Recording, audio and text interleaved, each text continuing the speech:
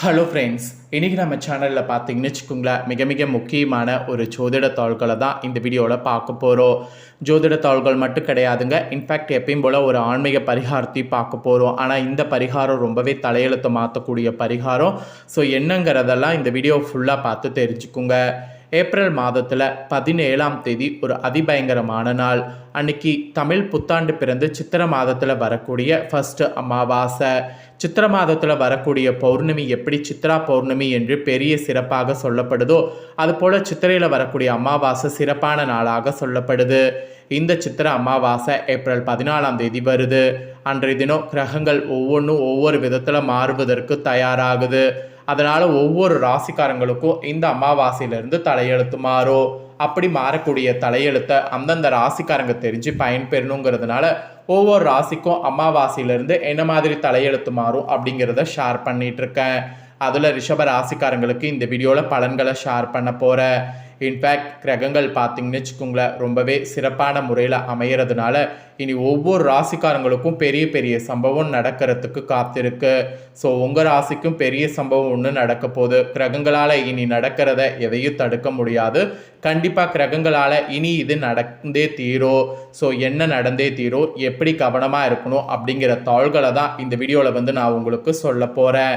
So அதோடு பரிகாரமும் இந்த நாளில் செய்திங்கன்னா உங்களுக்கு ஒரு வருடத்துக்கு ஒரு சூப்பரான யோகமும் கிடைக்கும். அதாவது நீங்கள் நினச்ச காரியம் உங்களுக்கு நடக்கும். ஸோ அதுக்கான பரிகாரத்தையும் சொல்ல போகிறேன். ஸோ இந்த வீடியோ ரொம்பவே யூஸ்ஃபுல்லாக இருக்கும். அதனால் ரிஷப ராசிக்காரங்க வீடியோவை ஃபுல்லாக பாருங்கள். நீங்கள் வீடியோவை ஃபுல்லாக பார்த்தீங்கன்னா தான் உங்களுக்கான பலன்களை தெரிஞ்சு பலன் பெற முடியும். வீடியோவை ஃபுல்லாக பார்க்காம நடுவில் ஓட்டி பார்த்தீங்கன்னா பலன்களும் புரியாது, பரிகாரங்களும் புரியாது. ஸோ வீடியோவை ஃபுல்லாக பார்த்து பலன்கள் பரிகாரங்கள் ரெண்டையுமே தெரிஞ்சு பயன் பெறுங்க. ஃபஸ்ட்டு சித்திரை அமாவாசை பரிகாரம் என்ன செய்யணுங்கிறத வாங்க பார்க்கலாம். அதுக்கப்புறமேட்டு உங்களுக்கான பலன்கள் பார்க்கலாம். சித்திரை மாதத்தில் அமாவாசை தினமானது ஏப்ரல் 14 அன்னைக்கு வெள்ளிக்கிழமை வர இருக்கு. இந்த வெள்ளிக்கிழமை வரக்கூடிய அமாவாசை திதியை சரியாக பயன்படுத்தினால் உங்களுடைய வாழ்க்கையில் இருக்கக்கூடிய தீராத பிரச்சனையை சுலபமாக தீர்த்து விடலாம். அதற்கான ஒரு எளிய பரிகாரம் தான் இந்த வீடியோவில் நான் உங்களுக்கு சொல்ல போகிறேன். இந்த பரிகாரம் செய்ய ஒரு முக்கியமான பொருள் கொண்டு வந்து நீங்கள் முன்கூட்டியே வீட்டில் வைக்க வேண்டும். அதற்காக தான் முன்கூட்டியே இந்த பரிகாரத்தை சொல்கிறேன். இந்த பரிகாரத்திற்கு உங்களுக்கு தேவையான பொருள் ஒரே ஒரு பனை ஓலை. ஆக்சுவலி கிராமப்புறங்களில் இது சுலபமாக கிடைத்துவிடும். நீங்கள் நகர்ப்புறங்களில் இருந்தால் யாரிடமாவது சொல்லி இந்த பனை ஓலையை அமாவாசைக்குள் கொண்டு வந்து உங்களுடைய வீட்டில் வைங்க.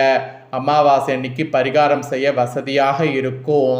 அமாவாசை அன்னைக்கு ஃபஸ்ட்டு உங்களுடைய முன்னோர்களுக்கு கொடுக்க வேண்டிய திதி தர்ப்பண படையல் வழிபாடுகள் எல்லாம் முடித்துருங்க.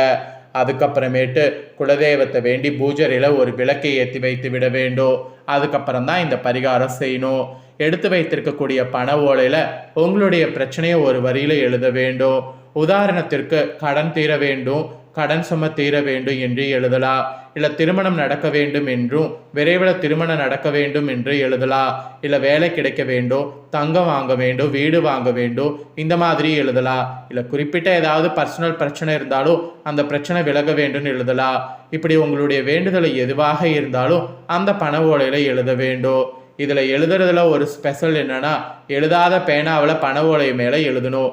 எழுதாத பேனானா எழுதணுங்கிற அப்புறம் எழுதாத பேனாங்கிற என்னடா சொல்ல வர அப்படின்னு நீங்கள் கரெக்டாக இந்த இடத்துல தெரிஞ்சுக்குங்க.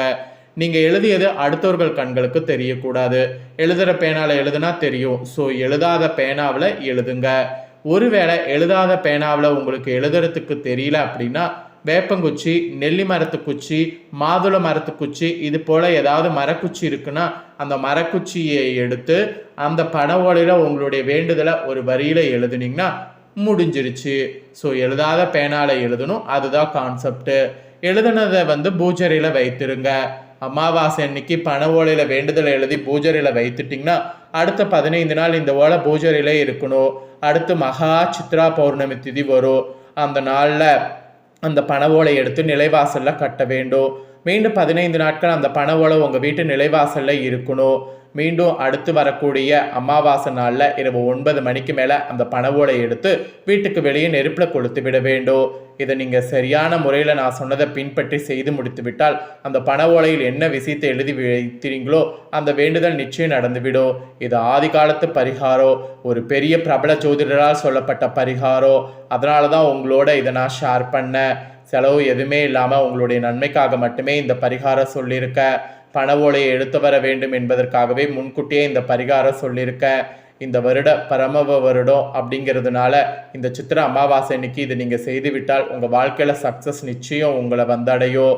இந்த அமாவாசை தேதியில் இந்த பரிகாரத்தை செய்ய தவற விட்டிங்கன்னா அடுத்த அமாவாசை தேதி வரைக்கும் வெயிட் பண்ணணும். நல்லதே நடக்க இந்த அமாவாசையில் இந்த பரிகாரத்தை ஸ்டார்ட் பண்ணிடுங்க. அப்போ தான் உங்களுக்கு நல்லது. ஸோ சித்திரை அமாவாசையில் செய்ய வேண்டிய பரிகாரத்தை உங்களுக்கு ஷேர் பண்ணதை நீங்கள் தெரிஞ்சிருப்பீங்க. இப்போ உங்களுக்கு கிரகங்களால் என்ன பலன் கிடைக்கும் அப்படிங்கிறத ஷேர் பண்ணுறேன். கிரகங்களால் என்ன பலன் கிடைக்குங்கிறத தெரிஞ்சுக்குங்க. எவரிடமுமே எளிதில் பழகக்கூடிய ரிஷபராசி நேர்களே, இந்த பிரபவ வருடம் புத்தாண்டு பிறந்து சித்திரை மாதத்தில் வரக்கூடிய ஃபஸ்ட்டு அமாவாசையில் கிரகநிலைகளை ஆராய்ந்து பார்க்கும் பொழுது தொடக்கத்தில் உங்கள் ராசிநாதன் சுக்கிரன் உச்சம் பெற்று சஞ்சரிக்கிறார். மேலும் குருவோடு பரிவர்த்தனையும் பார்த்தீங்கன்னு வச்சுக்கோங்களேன், யோகமும் இருக்குது. நீச்சம் பெற்ற புதனோடு இணைந்து நீச்சபங்க ராஜயோகத்தையும் உருவாக்குறார். ஸோ கிரகங்கள் பார்த்தீங்கன்னு வச்சுக்கோங்களேன், இந்த மாதிரி நிறைய யோகங்களை உங்களுக்கு உருவாக்குது. இந்த யோகங்கள் உருவாக்கக்கூடிய அடிப்படையில் தான் உங்களுக்கு புத சுக்கிர யோகமே அமைகிறது. எனவே மனக்கவலை இந்த அமாவாசைக்கு பிறகு மாறும், பணக்கவலையும் தீரும். புதிய முயற்சிகள் யாவிலுமே வெற்றியானது உங்களுக்கு கெட்டோ. அடுத்தவர்கள் நலன் கருதி நீங்கள் எடுக்கக்கூடிய முயற்சியில் ஆதாயங்கிறது உங்களுக்கு கிடைக்கும். நினைத்த காரியங்கள் ஒவ்வொன்றாக நடைபெறும். அதுக்கான நேரம் இதுதான் என்பதை புரிஞ்சுக்குங்க. விரயஸ்தானத்தில் சூரியன் இருப்பதால் மருத்துவ செலவு உண்டு. ஸோ விரயஸ்தானத்தில் சூரியன் இருக்கும்போது கொஞ்சம் மருத்துவ செலவு ஏற்படாமல் இருக்க உடலை ரொம்ப கவனமாக பார்த்து கொள்ள வேண்டும். இது ஒரு எச்சரிக்கையாகவே உங்களுக்கு சொல்லப்பட்டிருக்கு. அதுக்கப்புறம் உங்கள் ராசியில் சஞ்சரிக்கக்கூடிய குரு பகவான் லாபஸ்தானத்தில் உச்சம் பெற்று சுக்கிரனோடு பரிவர்த்தனை யோகம் இந்த அமாவாசையில் பெறுகிறார். எனவே இதனால் தொட்டது துளங்கோ, தொழிலில் முன்னேற்றம் ஏற்படும், வாழ்க்கை துணைக்கு வேலை கிடைத்து வருமானம் வந்து சேரும். இதுவரை கடுமையாக முயற்சித்து முடிவடையாத காரியங்கள் இப்பொழுது நீங்கள் நினச்சிங்கன்னா துரிதமாக முடிவடையோ, தனவரவு திருப்தி தரும். அதோடு வெளிநாட்டு நிறுவனங்கள்லேருந்து வரக்கூடிய அழைப்பு வியக்க வைக்கோ. அந்த மாதிரி அழைப்பு வரும்போது அதை கண்டிப்பாக நல்லா யூஸ் பண்ணிக்குங்க. இதை தொடர்ந்து சித்திரை அமாவாசைக்கு பிறகு கும்பராசிலராகவும் சிம்ம ராசியில் கேதுவும் சஞ்சரிக்க போகிறார். இதன் விளைவாக உங்களுக்கு தொழில் வளம் சிறப்பாக அமையும். பழைய நிறுவனங்களை கொடுத்துவிட்டு புதிய தொழில் தொடங்கக்கூடிய முயற்சியில் ஆர்வம் காட்டுவீங்க. வாடகை கட்டிடத்தில் நடைபெற்ற தொழிலை சொந்த கட்டிடத்திற்கு மாற்ற முன்வருவீங்க. அதோடு உத்தியோகத்தில் உள்ளவர்கள் விருப்ப ஓய்வு பெற்றுக்கொண்டு வெளியில் சுய தொழில் தொடங்கக்கூடிய முயற்சியில் ஆர்வம் காட்டுவீங்க. சுகஸ்தான கேதுவின் பலத்தால் ஆரோக்கிய தொல்லைகளும் மருத்துவ செலவுகளும் உண்டு. பயணம் அதிகரிப்பதன் காரணமாக உடல் அசதி, காலம் தாழ்ந்து சாப்பிடுதல் உருவாகும். இந்த டைம் அதெல்லாம் அவாய்ட் பண்ணணும் என்பது உங்களுக்கு குறிப்பிடப்படுது. அதுக்கப்புறமா இந்த சித்திரை அமாவாசையிலிருந்து மேசராசிக்கு புதன் வருகிறார். அங்குள்ள சூரியனோடு இணைந்து புத ஆதித்ய யோகத்தை உருவாக்கிறார். இது உங்கள் ராசிக்கு 12வது இடத்துல புதன் வருவதால் மறைந்த புதனால் நிறைந்த தனலாபம் உண்டு என்ற நிதிப்படி வருமானம் உங்களுக்கு அதிகரிக்கும். ஆனால் இருமடங்கு செலவு ஏற்படும். குடும்ப பிரச்சனை கூடும். பெற்றோர் மற்றும் சகோதரர்கள் வாயிலாக வரக்கூடிய பிரச்சனையால் மன அமைதி குறையும். இடமாற்றம் மற்றும் வீடு மாற்றம் செய்ய முன்வருவீங்க. அதோடு மனக்குழப்பங்கிறது உங்களுக்கு அதிகரிக்கும். அதுக்கான நேரமாக இந்த நேரம் அமையும் சொன்னால் மிகையாகாத உண்மை. ஆக மொத்தம் உங்கள் ராசியில் பிறந்தவங்களுக்கு பொது வாழ்வில் உள்ளவர்களுக்கு அமாவாசைக்கு பிறகு பொன்னான நேரம். வியாபாரம் மற்றும் தொழில் செய்பவர்களுக்கு கூட்டாளிகளால் நன்மை உண்டு.